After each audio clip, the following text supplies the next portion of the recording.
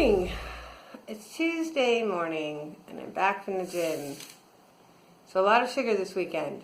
But beginning of the week, it's not Monday, but it's still the first work day, weigh-in day. So I kind of expected some progress because I walked a ton.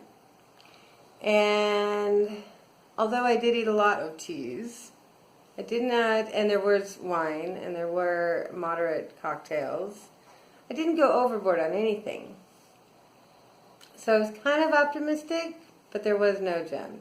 So who knows? Flat, no movement. That's okay. I didn't blow it over the weekend. So that's actually kind of encouraging. I went through a whole weekend which felt like a vacation, gained no weight. Because, honestly, I don't think I've ever gone on vacation and not put on at least a pound or two. If not 8. so I think that's okay. Especially for 3 days off the gym, I think that's okay. But, so yeah, flat. This morning, I did 30 minutes on the bike, level 15 hills. Didn't go super fast. It was hard after the break. It felt like I was pushing. I was sweating like I was pushing, but I wasn't really fast. And so not a lot of mileage on the bike, but so 30 minutes plus 2 minutes for a cool down on the bike. 2 sets of 20 crunches on the energy ball, or the stability ball, I mean. And then 2 sets of 20 just regular Russian kettlebell swings. Just to get my core back engaged after a whole weekend of sort of being without it. And that's it. So now I'm going to work. I'll see you guys later. Small plates, green juice, show up.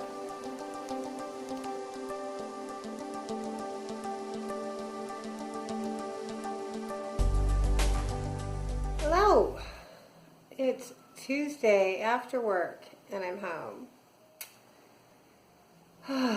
It was a busy day trying to squeeze 2 days worth of work into one, but I'm pretty sure I caught up because the rest of the world was working yesterday. So I did listen to a couple of podcasts. Both of them were on the anxiety that you feel when you're going for a goal, and maybe you're impatient with your goal, or maybe you feel annoyed that you have to work this hard to go for this goal in the first place.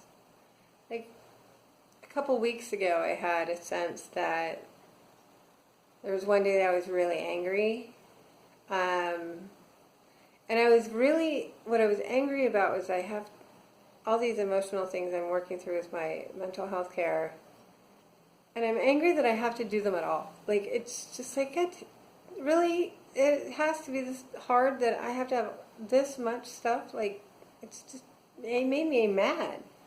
And I don't think I'm very unusual for having that sense of just, really? You know, there couldn't just be a few dysfunctions. I had to have this long list. Really? And then angry that so much of my dealing with my issues has been to put weight on. And now I have so much work to do to fix that. And I was just mad. I felt like, not the same as victim mentality, not like, but just angry that I have all this work I gotta do. Damn it. And so one of them sort of talked about that a little bit, but also just anxiety when your brain starts telling you, you don't got to do that. That's hard. That's out of your comfort zone. Is it really necessary? You start second guessing your need to go for this goal in the first place. Or it's just not going fast enough and you get impatient and anxiety from that. Just all the different types of anxiety that can come forward when you're working towards a big goal and it's really hard, or B, it's taken too long, whatever too long is, or C, you just know you got to do it at all. And one of them, their strategy was distraction.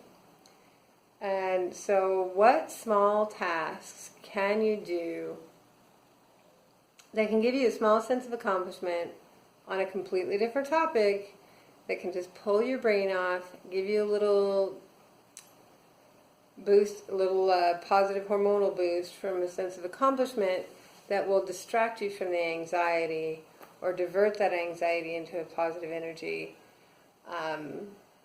so that you don't sabotage your own goal.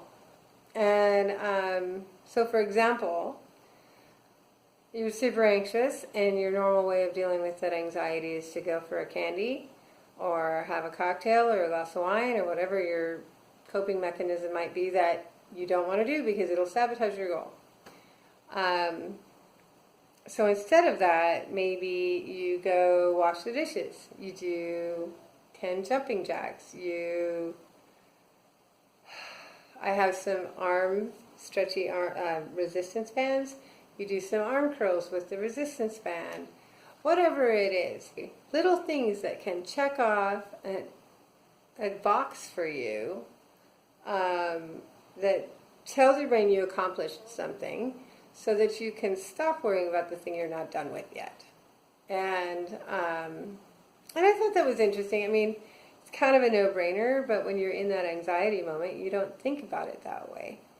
And so her suggestion was to consider what small tasks, don't like reorganize your closet because that's too big, but what small tasks can you just spend a few minutes on and give yourself a sense of satisfaction and distraction, and then the anxiety is lessened. So that was clever. The other one was about a more intensive understanding of why you feel a sense of sabotage or inclination to sabotage. And it was a lot about having been, as she put it, parentified. So as a child, were you expected to behave as an adult? Were you parenting your parents, parenting your siblings, more than might have been good for a child to do? Did you have regular and consistent ability to act as a child and not worry about anything? Like, oh, look at this beautiful butterfly. I'm going to chase it around the yard for a while, and nobody's going to tell me to knock that off. You get to actually just be free in your heart and your mind and be a child for extended periods on a regular basis as a child. If you didn't, which I actually think a lot of people couldn't, then your child inside needs some help. And that could be a little kid, or it could be an adolescent. And especially in our adolescence, so many of us are expected to behave so maturely and to do so many things because now you're able-bodied and you can take direction. And like me, I worked full-time from the time I was 12. Like, even when I lived in my family's home, I still had to pay my way. And so I didn't get that. And it's her rationale as a psychiatrist is that because you don't have an adolescence, it makes you want to push back, even on your own goals. So I set a goal for myself that I'm going to behave in this particular way in order to achieve this extended goal. My adolescent inside tells me, I'm going to screw off. I want to do that, even if I'm the one who set the goal, because the adolescent didn't get to be an adolescent. And so the rebellion that an adolescent has naturally, because that's how you learn boundaries and how to self-manage and how to live in the world effectively and with your own power, all of those things that an adolescent would do are now directed inward at your own goal. And so her point is, after my long-winded explanation, her point is that as you work towards a goal, make sure that you give your adolescent plenty of ways to screw off and play. Just include literal play time for yourself. What do you enjoy doing as actual play? You want to go play mini golf? You want to do some board games? You want to do video games? You want to, what do you do that is play for you? And it occurred to me that might be one of the reasons I like to paint so much. Yes, it's relaxing, but it also feels frivolous. There's no tangible, productive reason, practical reason to paint, but I like it. And I wonder if that's what that serves for me, is it gives my adolescent, or even my younger child, playtime. Anyway, so if you're feeling like you're a little rebellious against the goals that you do know you want, consider increasing activities that you consider frivolous, carefree play. So nutrition today was sauteed greens, pale scrambled eggs, and 1 chicken sausage with soy sauce and black pepper and green juice. And then for lunch, it was real simple. I had a half an avocado with Cholula, and they had Cajun spicy shrimp and andouille sausage. And so I just had a little bit of each, along with my half of an avocado and a chamomile tea. And it's a good thing I had that chamomile tea, because that sausage and that shrimp was so spicy. I did not need to be putting that Cholula on that avocado. I cleared out my sinuses with my spicy lunch. I did have a broth with an MCT oil, and that's all I had all day. I did not do good on my water intake. I was so head down working, so I got to drink some more water tonight. So that's all I got. You guys take care of yourselves. Talk to you soon. Bye.